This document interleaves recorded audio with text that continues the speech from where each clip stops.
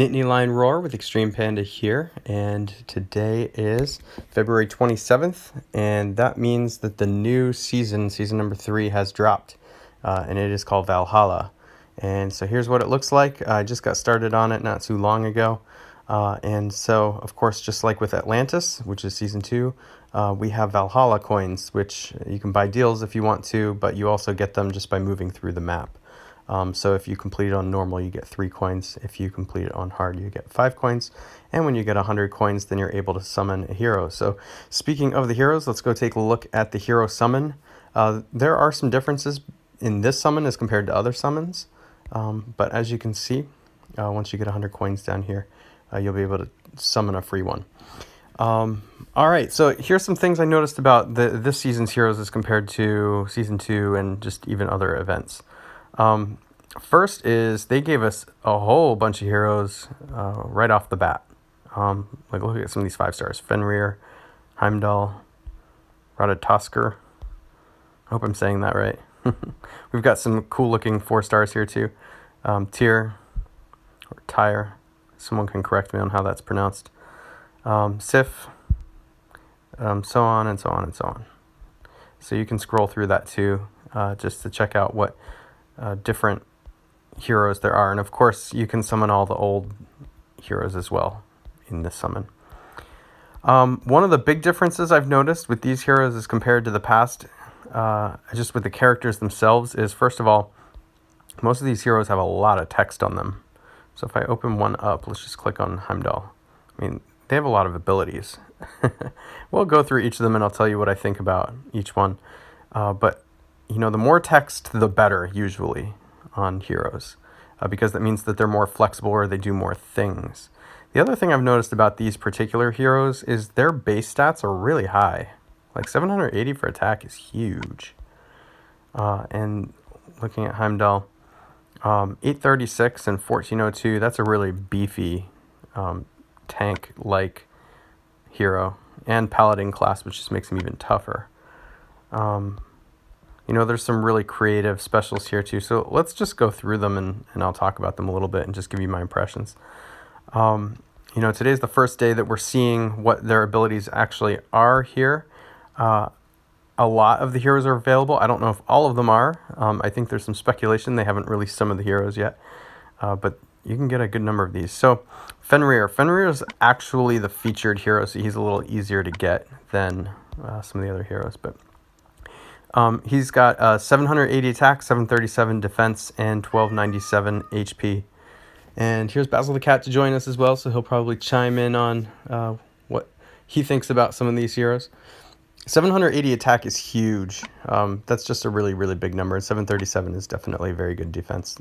The HP I just don't really care about that much, but you know, there's certainly heroes with bigger HP. It's just not that big of a deal. So Fenrir deals 300% damage to the target, and then deals 600% damage if the target has less than 50% health remaining.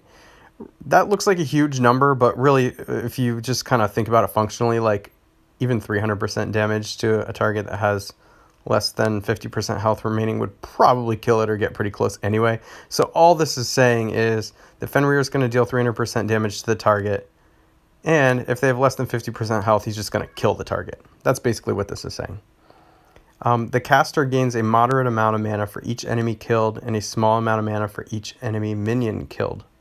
I think that's just a really weird way to word it, but basically, anytime he kills an enemy, he's going to get a little bit of mana. And then he heals himself for 50% of the damage dealt, similar to like what Elkinen would do. What do I think about Fenrir? I think Fenrir, the art looks really, really cool. I think, you know, him being fast is very valuable. And he's actually somewhat very fast, because once he goes off once, he's going to charge himself a little bit more. He's not technically very fast, but, you know, the more he hits, the quicker he charges. Yeah, what do you think, Basil?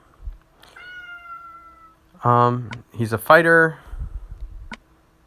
and he's in the Niflheim realm. So basically, the more heroes you get of the Niflheim realm will give it these special abilities here. So I don't know. There are a lot of other blue heroes I like better. Elise, Alice. I like Athena, Frida. I like those better than Fenrir. So I'd probably give Fenrir a B right now. If I got him, I'd be happy. I'd play with him, but he wouldn't be one of my top blue heroes. Heimdall looks like he's going to be a tank. He boosts health of all allies by 500. If health exceeds the max HP, it is added as temporary HP. That is really interesting. Max temporary HP is 100% of the max HP. Boosted health counters max HP reduction. That's just a whole lot of text. Let's see if I can wrap my head around what exactly that means. Boost health of all allies by 500. If health exceeds max HP, it's added as temporary HP. So basically, it's just kind of sitting there, and then if you nick it off, it'll go back down to regular. Max temporary HP is 100% of max HP. So you can, basically it's saying you can double the temporary HP, but that's it. You can't go higher than double. Boosted health counters max HP reduction. Boosted health counters max HP reduction. I don't necessarily understand what that means. Boosted health counters max HP reduction. I don't know. I don't think that text means a whole lot. But I can't really wrap my head around what that's saying. If somebody else knows what that means, certainly chime in. Each fallen ally has a 20% chance to get revived with 30% HP. That's pretty interesting. That's very much in the vein of like Mother North or Albi. But the thing is, I think Heimdall will probably be used as a tank, and really this resurrection effect is much better sitting in the corner. So Heimdall actually has sort of conflicting abilities here. That boosting health of all allies is great to put Heimdall at tank, because you're just really going to beef your team up. But this resurrection ability wants to put him in the corner. So really, it just kind of like with Albi, you're going to kind of choose, do you want to put Albi in the front to give everybody the mana boost, or put him in the back for the resurrection? So you're going to have to choose with Heimdall here. Put Heimdall in the front to boost your team, or put him in the back for the resurrection effect. I personally would be putting him at the tank position if I had Heimdall and felt like I wanted to use him as a tank. I probably wouldn't put him in the back just because the 20% chance to revive is not that awesome. And then lastly, all allies get plus 30% attack for 4 turns. The shortest little bit of text, and yet probably the most powerful text. And this is another reason why I would put Heimdall at tank rather than stuffing him in the corner, because I would say that the second strongest effect in this game is that, or probably the second or third strongest effect in the game behind the elemental debuff and the regular defense debuff. Increasing the attack of your defense in particular is a really good way to not only stay alive, but kill the attacker quickly. So I would probably give Heimdall like a B+ or A- as a tank. I don't know that I would use him too much on offense. He's slow. I don't really like slow heroes anywhere except for in the tank position. So as a tank, I think he's pretty good. As a hero that you'd consider using pretty much anywhere else, I'd say maybe not so good. All right, then we got Ratatoskr, another green 5-star hero who's a monk. So Ratatoskr recovers 42% health for all allies. All nature shields on the board become enhanced. Enhanced shields have a 64% attack when attacking hero casts the special, and -50%, -57% attack when defending hero casts the special. So basically, this is a pretty simple hero, actually. Just a kind of regular old healer that just comes with this effect of kind of like enhancing or decreasing attack. Of course, depending on if you're the attacking one or they're the attacking one. So I don't know. I think this hero is relatively uninspiring. I think the art is really cool, and it's just kind of interesting. Average speed, nothing in particular to write home about. There's a lot better healers in this game right now. In fact, I'd still say that the costume regard is probably better than Ratatusker.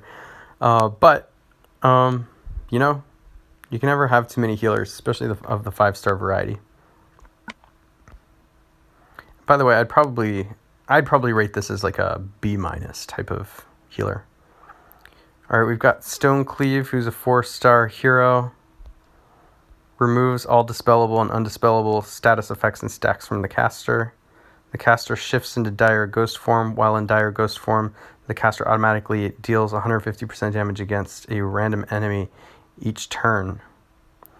While in dire ghost form, the caster can't gain mana but is immune to normal attacks, special skill attacks, status effects, and stacks, except the damage from enemies whose element is strong against the caster. Oh my gosh, this is like a load of text here. Dire ghost form lasts for 4 turns, so basically this is just like a really annoying hero to kind of deal with. I have a feeling this will be a pretty good one for 4-star heroes. You know, I'm pretty simple, so I just like heroes that kill other heroes quickly. I don't think this one necessarily does that, but it probably is like a really interesting hero that just won't go away. So you stick him on defense and he's just kind of sticking around, slowly nickel and diming you to death. Okay, the guy whose name I don't know how to pronounce, and I probably should, Tyre, whatever it is. I think this hero can be pretty good. He is fast. I just automatically value fast heroes, no matter what they do. There's very few fast heroes whose specials are bad. All right, so this guy deals 285% damage to the target. That's not a whole lot, but his attack stat is really high. His defense stat is really, really good. The attack has a 60% chance to bypass defensive buffs. This includes counterattacks. The target receives 196 bleed damage over 4 turns. That actually increases how much damage he's doing. That kind of makes this equivalent to like maybe closer to 400% type of attack. If you were to just bunch it all together instead of over time. The caster regenerates 548 HP over 4 turns. So this is feeling a little bit like a mix of some other heroes like Ares, but like aggressive, like Gravemaker or Jean-Francois, the hero of the month. If the caster dies during the next 4 turns, they are resurrected at the beginning of their next turn with 32% health. All the status effects are removed when the caster dies. That's pretty good and will make this guy annoying, especially if he has emblems, because he's a fighter, so he's just... You can't kill him. I have a feeling this guy's going to be really annoying to fight when he's on defense, because he's just not going to die. Like, he's just going to stick around and stick around and stick around and stick around, and oh my gosh. I think if I have to fight against this guy, I'm probably just going to save him for last and just, you know, try to kill the rest of the team and then deal with him, because I can see this guy getting really annoying. All right, Sif. Another 5-star yellow rogue, so a really good class here. Really, really high attack stat, and then pretty good defense. The caster nearby allies counterattack with 100% of damage received for 4 turns, and this is an average speed hero, so usually, like, Elena's slow, so this is much faster than Elena. The caster and nearby allies reduce received damage by 50% for 4 turns. The caster and nearby allies get plus 24% mana generation for 4 turns. Wow. So this hero, I think, is probably going to be better than she looks at first sight. Like, so what's going to happen is she gets really dangerous to hit. She's going to go off pretty quick being average speed. And then she's going to reflect or counterattack 100% of damage. So you're really incentivized not to hit her. And then when the caster and nearby allies, they end up getting protected anyway because the damage is reduced by 50%. So like once they have the counterattack up, now like even trying to kill them anyway is going to be a tall task. And now they're speeding up. This is a pretty good... I'd say this is a really good flank type hero next to a purple tank. So, like, if you've got Ursina in the front, who's already reflecting yellow, oh my gosh. And then now Sif to the side. Oh, this could be a really good flank hero, I think, on defenses. So anyone who gets her can put it in. The reason I'm saying flank and not tank is because the defense stat I would want to be a little bit higher for this to be a tank. But I could definitely see this being a tank too, even though the defense is a little bit lower. If the attacker stumbles at all and this effect goes up, they're going to have a hard time winning. Sumle. Alright, so this special is a slow guy, or gal. Deals 235% damage to all enemies. Each hit has 80% accuracy. Weird. So, this hero can miss. The damage is increased by 70% per each dead enemy. So that's interesting. Kind of cool starting out hitting all enemies, and then just as enemies are dying, now it's starting to turn more into like a sniper, which is kind of cool. That's actually a really cool effect. I like that a lot. Just too bad she's slow. All right, I done. Deals 220% damage to the target and nearby enemies. The target and nearby enemies get negative 20% mana generation for 4 turns. That is awesome for a 3-star hero. And that defense looks really good, and so does the HP. So this is a great hero and a paladin on top of it. I don't know who's giving emblems to 3-star heroes, but if you are playing the game for free or something like that, and you are giving emblems to 3-star heroes, then this could be a great tank for the tournament, the 3-star tournament. Kvasir. I hope I said that name right. Summons a bee minion for each ally. The bee minion inherits 15% HP and 17% attack from the caster. Each hit from a bee minion gives the following status ailments. The target receives 32 poison damage over 2 turns. That's really cool. I like the flavor of this character. And the target can't receive new minions for 4 turns. So I don't think this hero is that good. I mean, it's cool that it's fast. I like the flavor of it a lot. I just don't... Wow, look at that HP stat. 905. But I just don't think that this hero is going to actually do much. So I probably wouldn't. Who knows? I could be underestimating this here, but that just doesn't look like a powerful effect to me. It looks too passive. Nordri? Wait. Is this guy related to Kirill? It's looking very similar. Hi, Basil. Basil the cat. Hello. All right. Hello. So Nordri deals 245% damage to the target and minor damage to nearby enemies. The target and nearby enemies get negative 54% defense against ice for 4 turns. That is so cool. I love this 3-star hero. I want this 3-star hero. Deals 245% damage to the target and minor to the nearby. So that's like a 3-star Frida, basically. I love this. This is so cool. An elemental debuffer as a 3-star. I want that.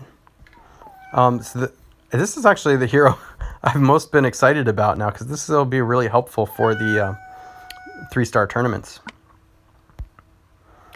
Bjorn, another 3-star hero, deals 200% damage to the target, deals 350% damage to a random different enemy, deals extra damage if the target is holy. So, kind of like a double sniper.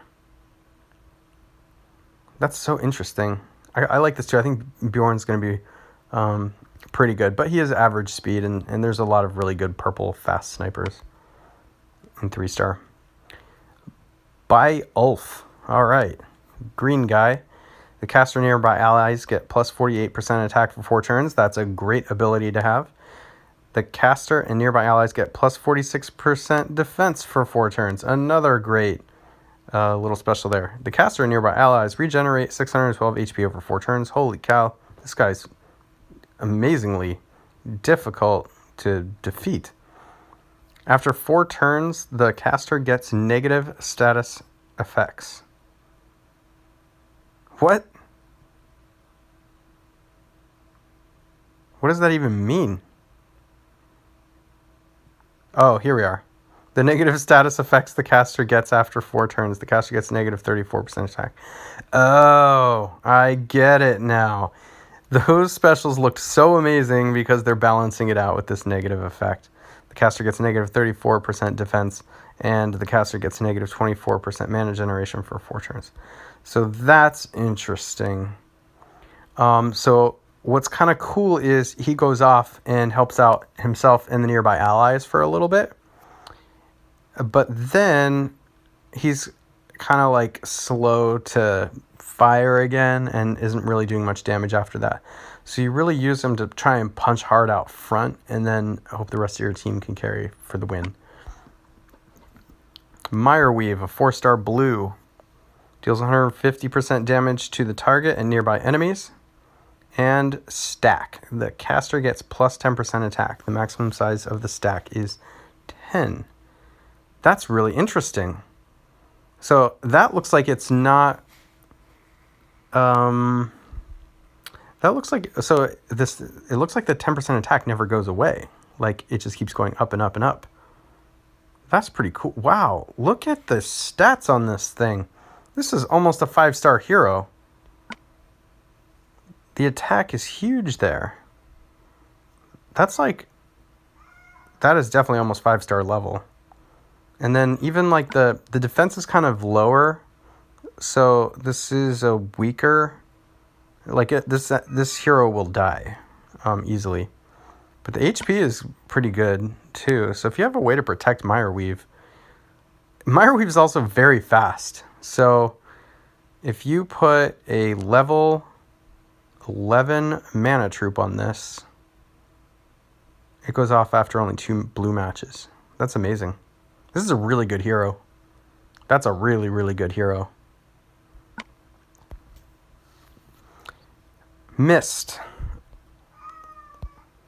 All right. So Mist deals 175% damage to the target and nearby enemies. The target and nearby enemies are immune to new buffs for 3 turns. The target and nearby enemies get negative 34% defense against special skills for 3 turns. And the target and nearby enemies get negative 64% mana generation for 3 turns. The stats look pretty good on this. As far as attack, defense, health, the HP is good too. I like that it's fast. It doesn't deal a lot of upfront damage, but those special skills are pretty darn good. The negative 34% defense against special skills is pretty cool. I think Mist is okay. I like that she's fast. Alright, Freya. This is a cool looking hero.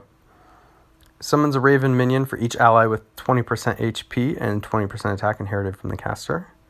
Raven minion gives plus 120% attack to all its owner's other minions. And all allies get plus 30% defense for 4 turns. Well, this is a very, very passive special.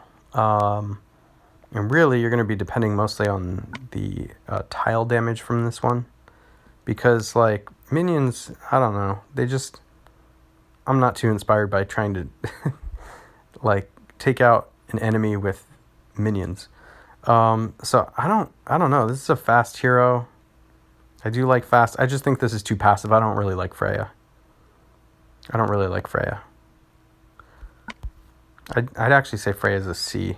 I could be way undervaluing her, but I just like heroes that either kill quickly or make it possible to kill quickly, and I don't think that Freya is doing that. All right, Brynhilda recovers 37% health for the caster and nearby allies. The caster and nearby allies are immune to buff dispels for 3 turns. The caster and nearby allies get plus 74% defense against special skills, and the caster and nearby allies get plus 24% mana generation for 3 turns. This is interesting. So it's kind of like a Gladius type of hero, a healer for itself and nearby allies. It kind of protects your team a little bit. We don't see this effect too much in 4-star. It helps to keep your heroes alive and makes them generate mana faster. I imagine this is a hero that's better for defense than probably on offense, but I mean, I could definitely see her used on offense too. I think she's okay. I mean, I think she's fine as a healer. I'm always going to think Regard is the best, and so if I have more than a couple Regards, I'm going to be using those and probably no other healers, but but she's okay. All right, and it looks like we've reached the end of that, and so we just have our regular old heroes here now. All right, so should I summon or not summon? I will tell you what, I am not super into the 5-star heroes that were released in this one. I think they look fun. I think that some of them are kind of cool. I even think a couple of them will be pretty good.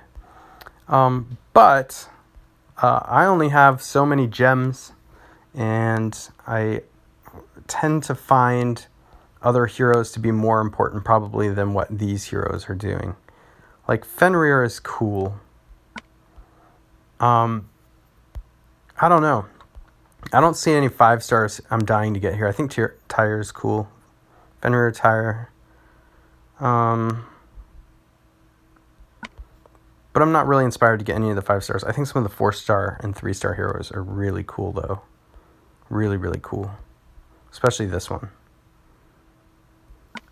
So, maybe I'll do... So, here's what I'll do. I tend to value, like, Finley more, and I know that that's a hero that's going to be coming up again in a future event. Finley is kind of who I really want to go after. And so I might just save gems until then. Another one is the costumes. I really, really like the costumes they're coming out with.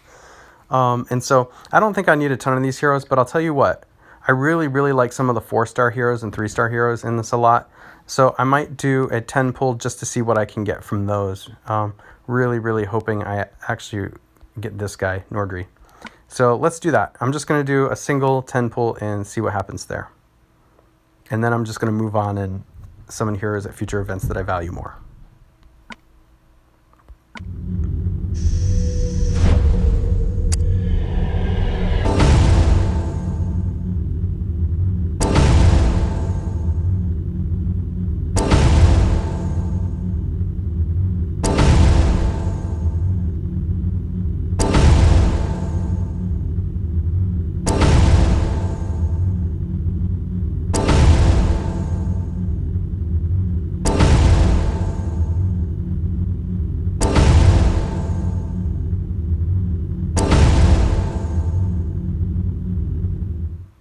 All right, so I got 3 mists.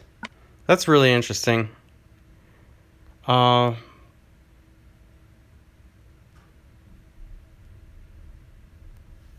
think mist is okay. I don't have a lot of good 4-star yellows, so I can be happy with this. I certainly would like to level her and just see how she does in the 4-star tournaments. I got I done. Dealing 185% damage to the target nearby enemies, and they get negative 10% mana generation. This is just the base special. When you level it up, that'll get better. So that's one that I had mentioned was really, really good. I like this. I'm so glad I got this one. Can I lock it from here? I can't lock it from here. And then by Ulf. This is the caster and nearby allies get plus 30% attack, so that's really good. But this is also the one that has the negative status effect. So that's just really interesting. That's a really interesting hero. I don't know if it's good or not. But I got Nordri, and I'm going to level up Nordri super fast because this is a little 3-star Frida, and Frida's amazing. So, yeah, I'm really happy to get Nordri there. All right, so these were my summons for this event. I'm not going to do any more because I want to save it for better future events. All right. One last thing before I let you all go. As usual, there are certain percentages you're going to pull some of these heroes.